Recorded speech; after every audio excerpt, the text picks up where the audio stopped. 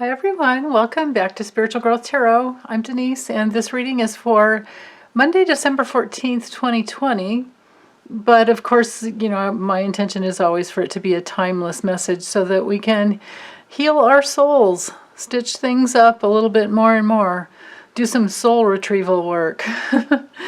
And also for this day, it's the new moon solar eclipse. So this part of it's not timeless. This is, what's happening December 14th, 2020. And it's at 23 degrees Sag. And because it's a new moon solar eclipse, the moon energy, the receptive energy, is going to be stronger than the solar outgoing. So it's going to probably feel a little more like an inward time, but we'll see. We'll see what the cards bring us. And then just to know, the way to work with new moon energy, whether it's an eclipse or not, or full moon energy, or actually any transits, any planetary transits, is to look to see where 23 degrees Sag, or at least for this transit, look where 23 degrees Sag lands in your chart. Like, what house does it fall in? And then you can set intentions. Like, let's say it falls in your 6th house and you want to, start a new health routine, or get things organized, or get a new job, or anything to do with, 6th house energy, which is, of course, structure, routine, day-to-day details, health, and your service. So depending on what house it falls in your chart, that would be where you can put your intentions to manifest, and sometimes it'll come through within the full moon, like 2 weeks later. Okay, so let me draw the cards. Let's see what we have going on. So we have the 5 of Wands, and then for our theme, we have the 8 of Cups reversed, and let's see what else. The 9 of Cups.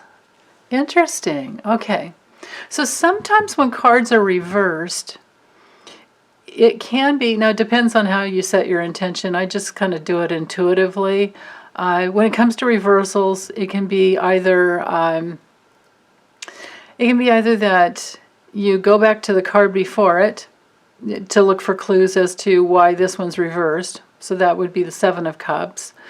Other times it can be that it's the opposite of, the upright meaning. And other times it can be like inverted energy in consciousness, where you just can't look at the full manifestation of, like, the 8 of Cups. You wouldn't see it as the full manifestation, in which case this is about walking away from something that no longer works. It's also taking self-responsibility, and that's why you're walking away. Now, when it's reversed, it could be, I feel like today, or for this reading, I feel like it's about going back to the 7 of Cups for guidance, for clues. So that would bring us into that realm of choices and making decisions, opportunities, and knowing that we have lots and lots of options. And it can also be like an emotional test with the 7 of Cups. So going into that, like if it is about the fact that we need to go back to the 7 of Cups, then I think the main message there is just to get in touch with what you really want. And remember that you do have lots and lots of options. And because feeling like you don't have options would keep a person from walking away from something that isn't working, which in this case it has to be struggle. With the 5 of Wands, to me, the message of that card is to always remember that our only struggles should be to keep our hearts open. Most, not most or not all, but a lot of tarot readers view this card as, competition, and staying on top of your goal, I suppose, is a good way to look at it. But it has to do with courage. But then again, I just see like people climbing, like this guy's falling down, This one's climbing to the top and like he's winning. This, you know, these guys are kind of supporting. This guy might be falling off as well or losing his balance. This one's over here like maybe he's at the base holding the whole thing up. Who knows, right? So for me, the message is always, it takes a village to get things accomplished, that we don't do anything alone. None of us do anything alone, and we're all interdependent upon each other. And to just tap into that fiery, passionate energy of wands and know that it doesn't have to be a competitive game. You know, this can be like boys playing, this can be even arm wrestling. It can be all kinds of, you know, like games, which can be fun, especially for boys that need to, or anyone who needs to blow off a lot of steam. You know, this can be exercise. So there's nothing wrong with that.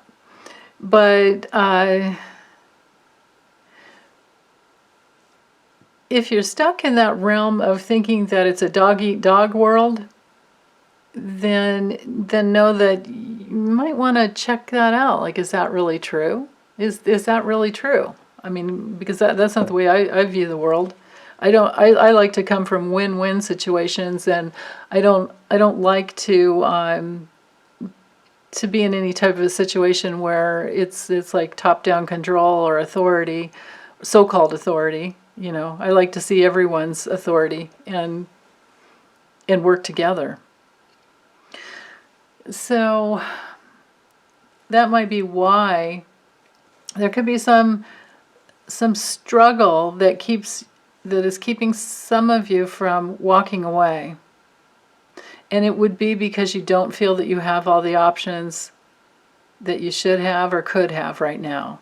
But the only way to break through a dualistic, you know, bind, like double bind like that, is to open up. I mean, the message is right here. It's just to open up to what you're really wanting and open up to having that fulfillment. But you won't get there if you stay. You won't get to this card unless you give up that need to compete, that need to win, that need to be on top, and that need to hold on to what you have right now. You can't really be free if you're holding on to something, and you can't open up to the new thing if you're holding on to the old thing. Because it's a spiritual law that you have to fully inhabit one area of consciousness before you can move up to the next one. So if you have to go through some vicious circles of feeling like, you know, you like the fight, like maybe there's some negative pleasure that comes through in the fight and the struggle and the winning, then work your way through that and see how it goes for you, see how it feels, and know that at some point you're going to have to let go of that in order to get what you really want. It's kind of like, imagine imagine having an argument with someone, because this can definitely be the card of arguments, and you just, you know, you're right, you know, at least the angle that you're coming from, and you probably are, but if you have a need to make yourself known as being right rather than just walking away, then you're going to stay stuck in that fighting, because you're going to waste a bunch of energy going back and saying, having that last word, you know, like just saying, you know, if that's coming through, then you're going to stay in that, and you're not going to get to this fulfillment. Your fulfillment will come through from walking away of the need to struggle. The fulfillment can only come through when you're done with the struggle. When you're done with the need to compete, the need to win, the need to be on top. But it's a very, very human emotion. This predicament is extremely human, but it's also, you know, of the mind. Because here's your soul that has all of this buried treasure inside. And it knows nothing other than bliss and love. You know, your buried treasure inside is unbelievable creative energy that wants to give and love and share and just put yourself out there. This is like your creative self-expression that will bring back to you all the love that you put out there. It's just the way it is. But if you can't open up to that, that's definitely the way to go, always. But if you can't open up to that, just know that you're caught in a human moment. You're caught in the human predicament. And they must be as well, right? Like if they can't let it go and they keep bugging you, like maybe they won't stop texting you, even though you set a healthy boundary with them and said, stop. Maybe you put yourself out there and said stop, and then they won't let go. And until you stop texting them back, you could just block them, right? You won't have that fulfillment until you can stop engaging. So I think that's it. I don't know if there's anything else to just to know, like just to go towards this, go towards success. Imagine what your life is like if you don't go into that, if you don't engage in that, and you move forward into what you want to create. Because this card's all about everything positive and tremendous abundance, fulfillment, having your desires fulfilled. It's a very, very successful card. So unless you're an attorney or a debate specialist, or someone who's going to have to be debating, or someone who's training for a competition, if you're an athlete, or some other realm where this pays off, then it's just truly going to be a waste of time. But if you are an athlete, or you're in the military, or you're in any type of competitive physical in that realm, then you're going to need to keep working it, and you can't really walk away from it, because for you to get to the place where you want to be, you're going to have to keep working it. But in the spiritual realm, in the realm of the heart, it's a completely different experience. It has to do with opening your heart to what you really want, and the only way you're going to have what you really want is to feel, is to be extremely sensitive to others, and to bring in that element of love into the equation in all of your relationships.